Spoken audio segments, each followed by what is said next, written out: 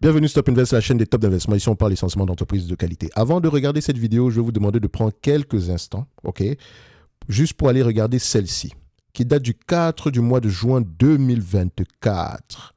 Ok, le 4 du mois de juin 2024. Vous pouvez suivre à peu près les 5 premières ou les 10 premières minutes. Parce que je parle du secteur d'activité dans lequel se retrouve la compagnie que vous regardez, dont on va parler ici aujourd'hui, celle qu'on va mentionner en date d'aujourd'hui, à savoir Micron Technology. La raison est simple et c'est la seule raison pour laquelle vous recherchez cette compagnie en date d'aujourd'hui. C'est parce qu'elle a eu une performance. Voilà, en un jour, elle a bondi de 20%.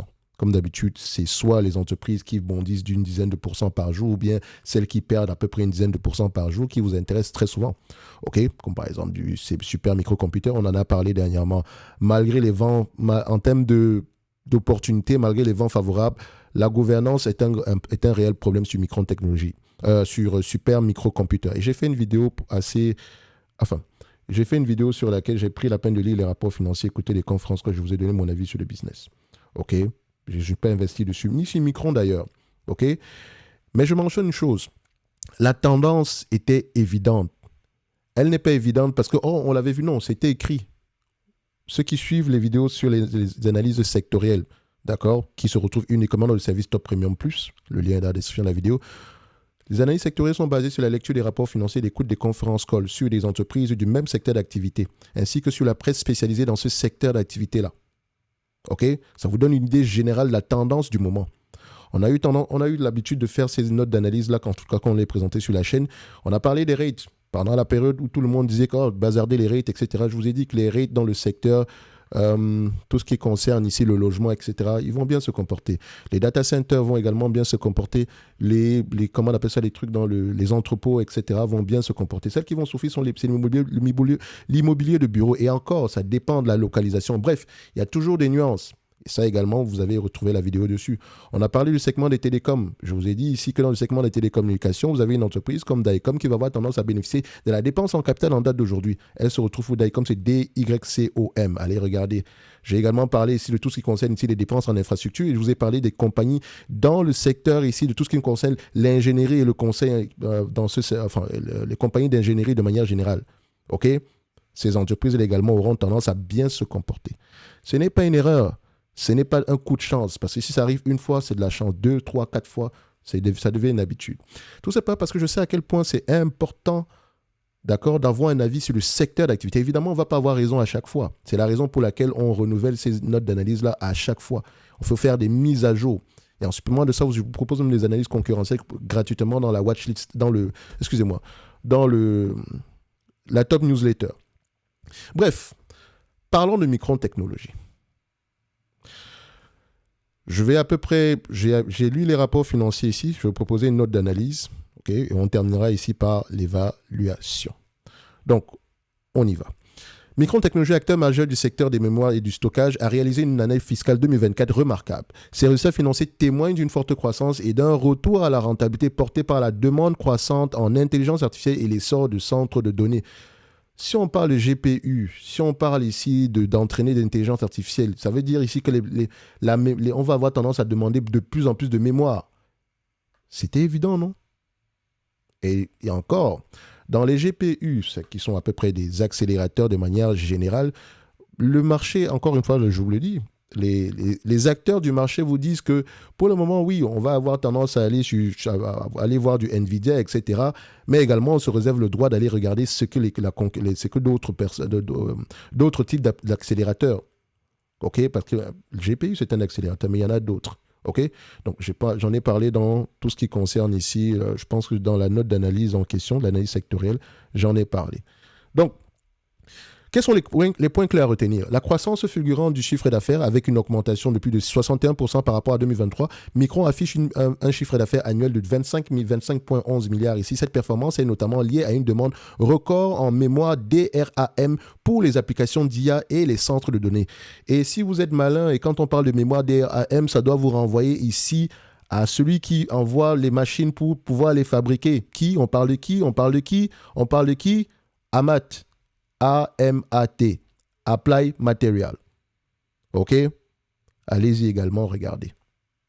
Parce qu'après, vous serez encore surpris. Mais on va apporter néanmoins des nuances. Retour à la rentabilité. Après une perte de 20 en 2023, Micron renoue avec les bénéfices et affiche un bénéfice net de 778 millions de dollars. Amélioration significative de la marge brute. La marge brute atteint 22,4%, témoignant d'une meilleure maîtrise des coûts et d'une valorisation accrue des produits. Des produits. Donc, c'est-à-dire qu'ici, on fixe les prix sont favorables parce que Micron est un price taker. Dans ce secteur d'activité, c'est une commodité, c'est assez volatile. Mais vu que le marché est de plus en plus consolidé, on a tendance à avoir des prix assez stables. Donc, il est normal, quand vous regardez du Micron, d'avoir des zigzags extraordinaires en termes de prix, en termes de chiffre d'affaires, etc. Mais regardez la tendance de fond. OK? Donc, flux de trésorerie opérationnel en forte hausse. Le flux de trésorerie atteint 8,51 milliards de dollars, soulignant la capacité de Micron à générer des liquidités et à financer ses investissements. Domination du marché du stockage. Les ventes de SSD pour centres de données ont franchi le cap du milliard de dollars de revenus trimestriels, illustrant la position dominante de Micron sur ce segment.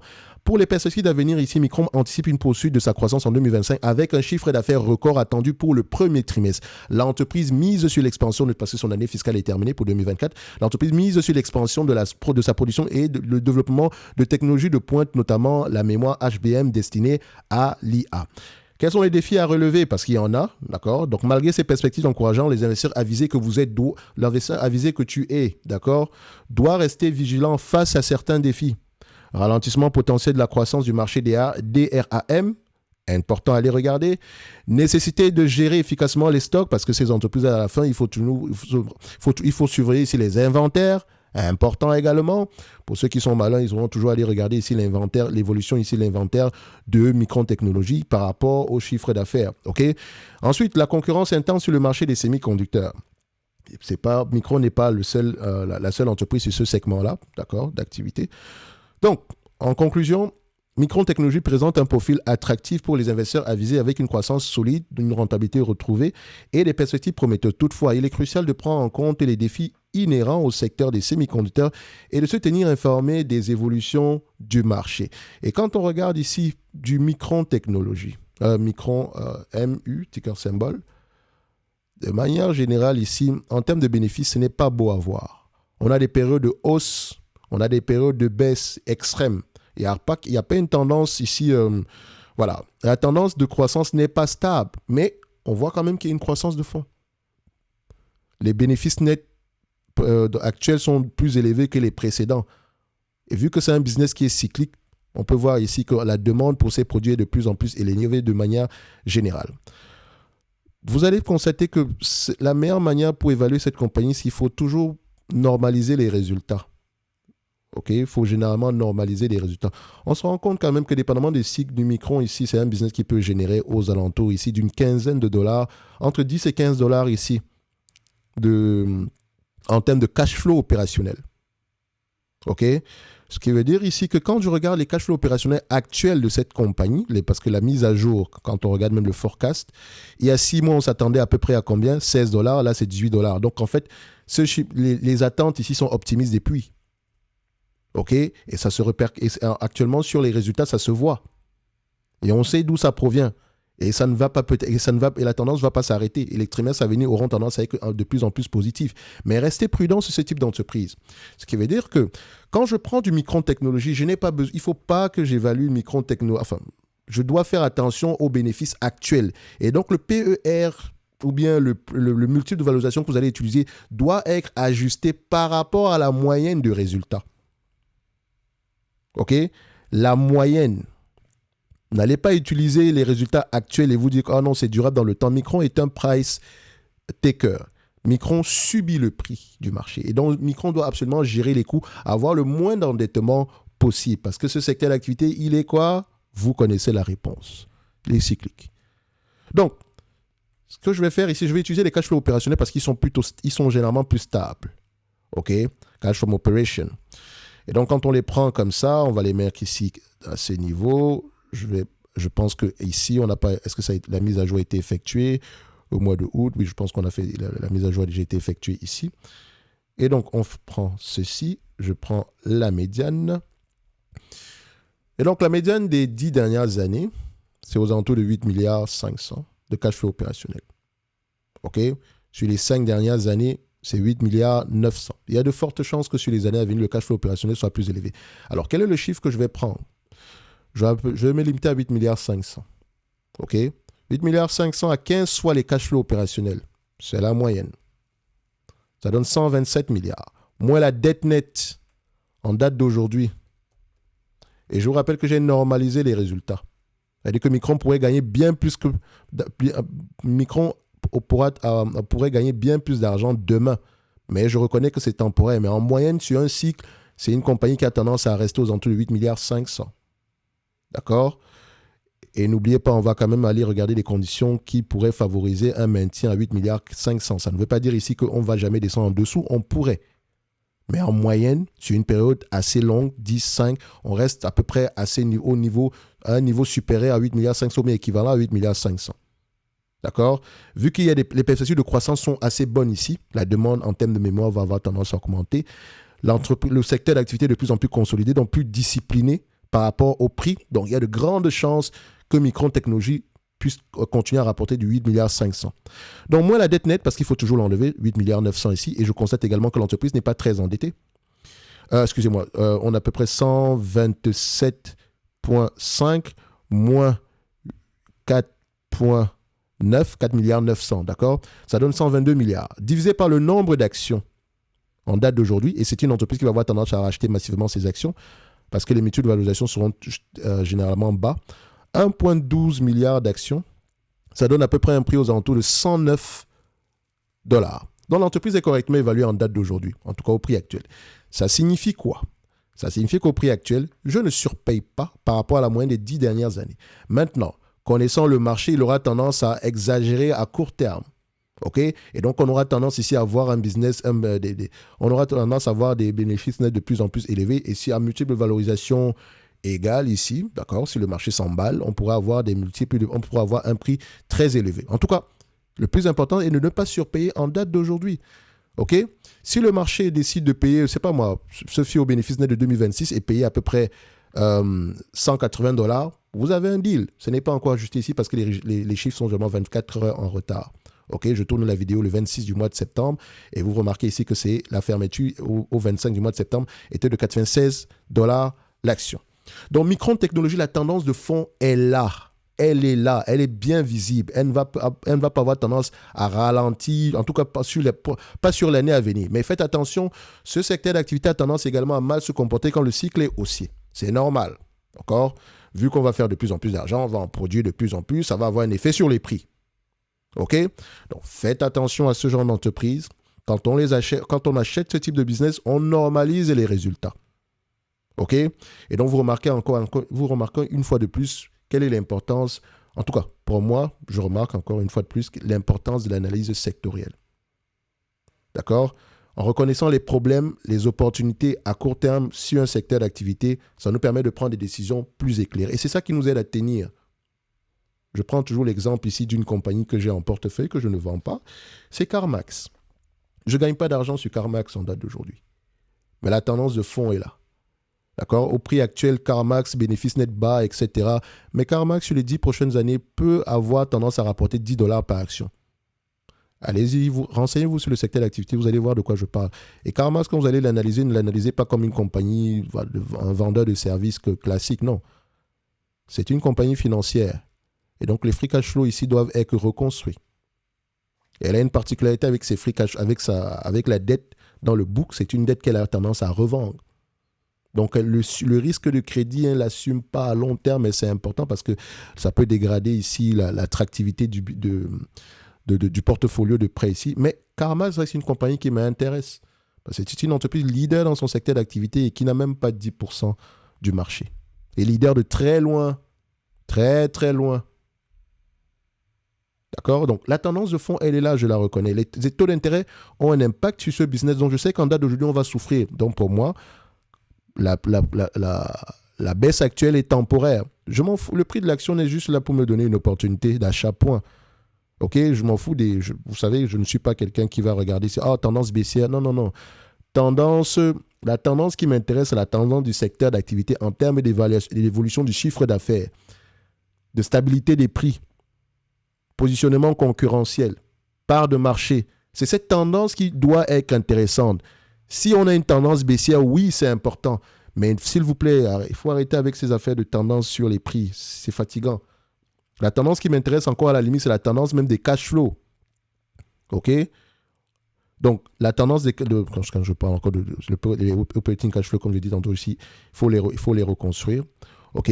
Donc, c'est la tendance, on va le dire ici que c'est la tendance des cash flows qui m'intéresse. Si on a juste les bénéfices nets actuels, c'est la tendance. Vous voyez clairement que cette tendance-là, on a une croissance de manière générale. C'est un ralentissement ici. Et la dernière fois qu'on a eu un ralentissement, c'était quand? Ah, c'est bizarre, 2008-2009. Qu'est-ce qui s'est passé? Qu'est-ce qui s'est passé? Je sais qu'on est là pour parler de micro-technologie, mais je veux mettre ici en lumière l'importance d'une analyse sectorielle au-delà de l'entreprise qui vous intéresse. Regardez le secteur d'activité, son évolution. Et je vois déjà les petits malins, vous avez dit, ah non, je n'ai qu'à aller poser la question à ChatGPT, ça va être compliqué, il va vous donner une réponse générique. D'accord? Faites attention. Les outils qui semblent amener à la facilité ici, si vous ne connaissez pas déjà ce secteur d'activité, vous allez avoir tendance à vous tromper. Vous allez avoir l'impression de sonner intelligent, mais vous serez en train de parler de quelque chose que vous ne connaissez même pas. Et donc, il est important de lire sur les concurrents, d'apprendre le jargon dans le secteur d'activité. Qu'est-ce qui drive la croissance ici? La géographie d'opération, etc.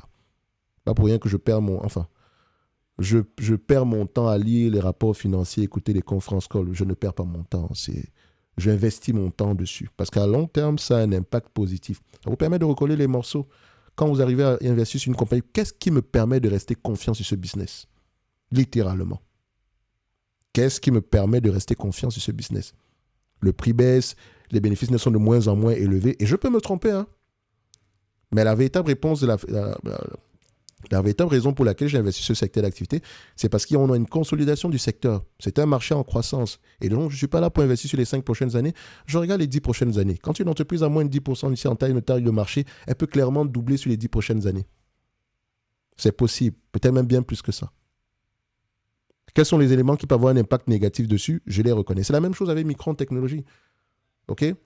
Vous avez l'analyse sectorielle ici aujourd'hui qui vous mentionne que, il y a 3 mois, voilà les entreprises qui vont... Je pense même que j'ai cité une entreprise comme WDC, qui va également avoir tendance à bien se comporter.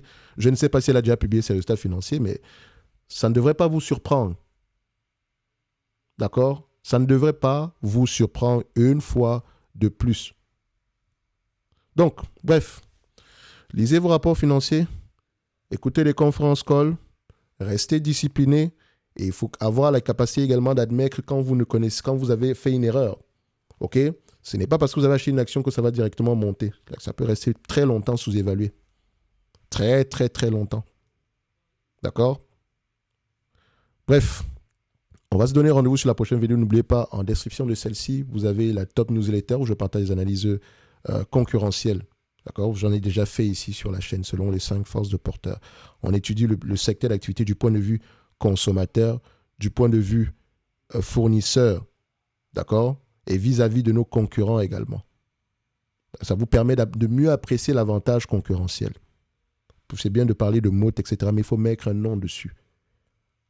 D'accord? Donc, vous avez ça en description de la vidéo gratuitement dans la top newsletter. Vous avez la watchlist. Est-ce que Micron mérite d'avoir une place dans ma watchlist? La mienne, non. Mais je reconnais la tendance positive sur ce business-ci.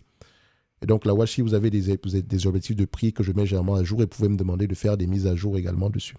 Et en supplément de ça, vous avez le Top Premium Plus qui inclut le programme d'accompagnement, ainsi que tous les services concernant analyse sectorielle, les notes d'analyse qui regroupent essentiellement les entreprises qui, moi, m'intéressent, sur lesquelles je lis les rapports financiers, j'écoute des conférences calls et sur lesquelles j'ai tendance à faire des suivis. Dernièrement, j'ai partagé une, non? C'était quoi la compagnie? C'était Fiserv, non? Vous avez la date, la vidéo, en fait, c'est une vidéo qui était en privé. Donc, vous pouvez voir la date à laquelle on a publié la vidéo, etc., la première fois. Et donc, ça, ce n'est pas également étonnant. C'est réjouissant, mais ce n'est pas étonnant. Il y aura d'autres entreprises également dans ce secteur-là. Et encore, on fait également des erreurs. D'accord? Mais on vous mentionne également quels sont les risques potentiels sur un investissement. Pareil, attention, je ne vous demande pas d'acheter la compagnie. Non. Vous lisez les rapports financiers si vous avez des questions au-delà des chiffres, parce que c'est ça qui nous aide à tenir. C'est une communauté d'investisseurs avisés. Les investisseurs avisés sont ceux qui lisent leurs rapports financiers, qui font leurs devoirs. C'est important. Les chiffres, c'est bien, mais on ne va pas très loin avec. On ne va pas très loin avec les chiffres. Ça vous permet de démarrer, ça vous met en confiance. Mais quand le prix de l'action se casse la gueule ici, alors que les chiffres semblent être corrects, vous avez 1 milliard, vous vous posez 1 milliard de questions. Corpé également. Si vous aimez du Edenred, vous allez aimer du Corpé. Elle est sous-évaluée aujourd'hui. Demain, ça sera encore étonnant. Bref.